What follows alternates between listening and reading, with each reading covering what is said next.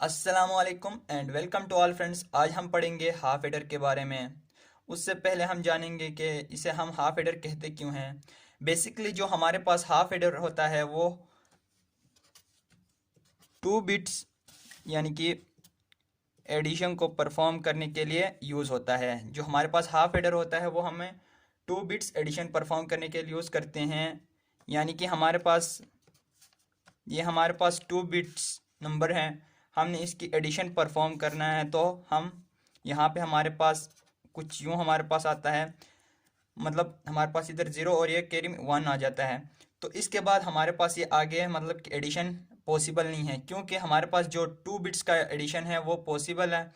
यहाँ तक हमारे पास प्रोसीजर हो सकता है, इसके बाद हमारा ये आगे प्रोसेस नहीं हो सकता क्योंकि आगे हमारे पास 3 बिट्स आ रहा है। बेसिकली इसी वजह से हम इसे हाफ एडर कहते हैं, क्योंकि ये सिर्फ 2 बिट्स का एडिशन परफॉर्म कर सकता है, इसके बाद वो परफॉर्म नहीं कर सकता। इसी वजह से हम इसे मतलब ये हाफ एडर इसका नाम रखा है। इसके बाद हम मूव करते हैं इसके ब्लॉक डायग्राम के जानिब। ब्लॉक डायग्राम का जब हम जिक्र करते हैं तो हम इसके ब्लॉक डायग्राम को कुछ हम यूँ ड्रा करते हैं।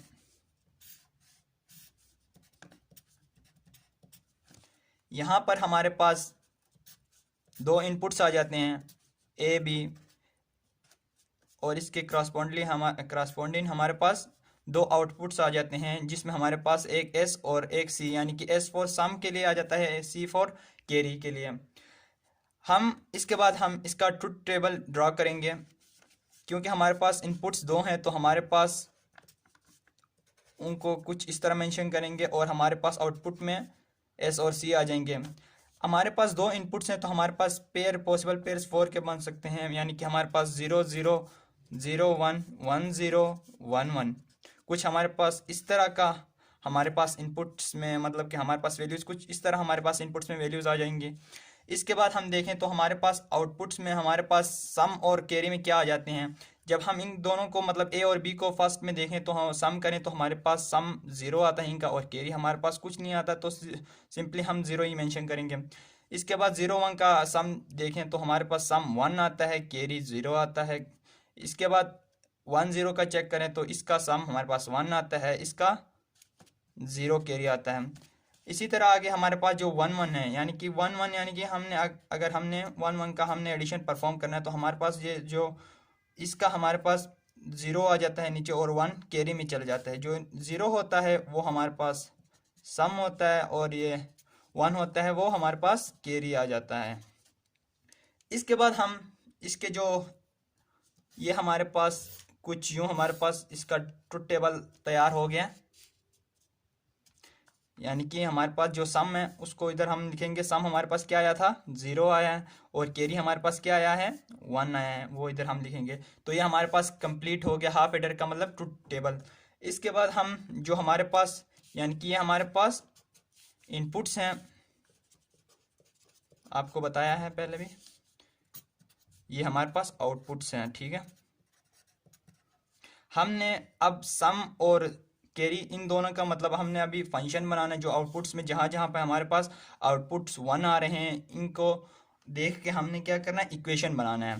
तो सबसे पहले हम इक्वेशन बनाते हैं सम के लिए, ठीक है।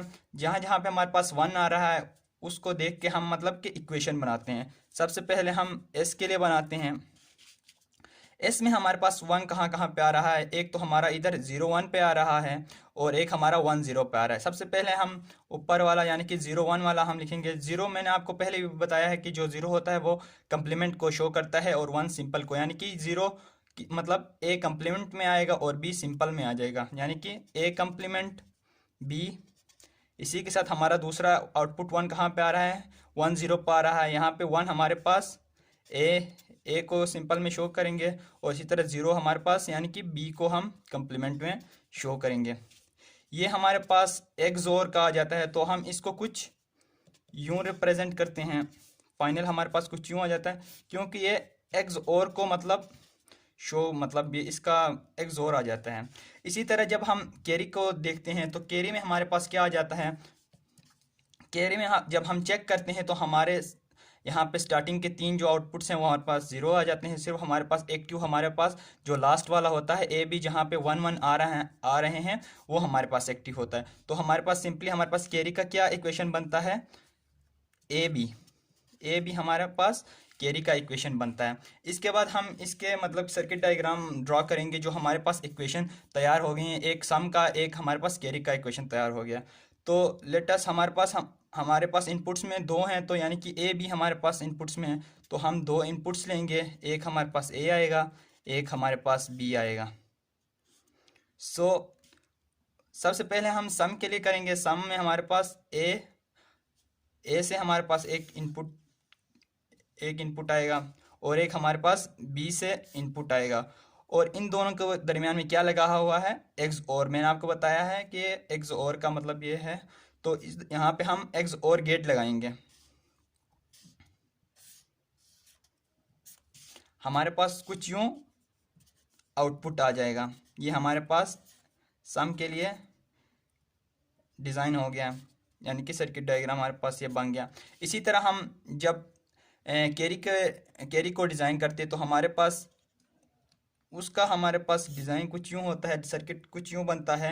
एक हमारे पास इनपुट ए से आएगा और एक हमारे पास बी से आएगा, और जब हम इनको देखते हैं तो हमारे पास इन दोनों के दरमियान में डॉट लगा हुआ है। डॉट यानी कि किसको शो करता है, एंड को शो करता है। तो हम इधर एंड गेट लगाएंगे, ठीक है। कुछ यूँ डी टाइप का हमारे पास आ जाता है। तो ये हमारे पास कैरी का सर्किट डायग्राम आ जाता है। बेसिकली ये प्रोटेस्ट पे परफॉर्म करते हैं, यहाँ पे मैंने आपको समझाने के लिए किया है। तो यकीनन आपको ये वीडियो समझ में आया होगा। इसके बाद हमारा जो टॉपिक होगा वो हमारे पास फुल एडर होगा। तब तक के लिए मुझे इजाज़त दीजिए। अल्लाह हाफिज़।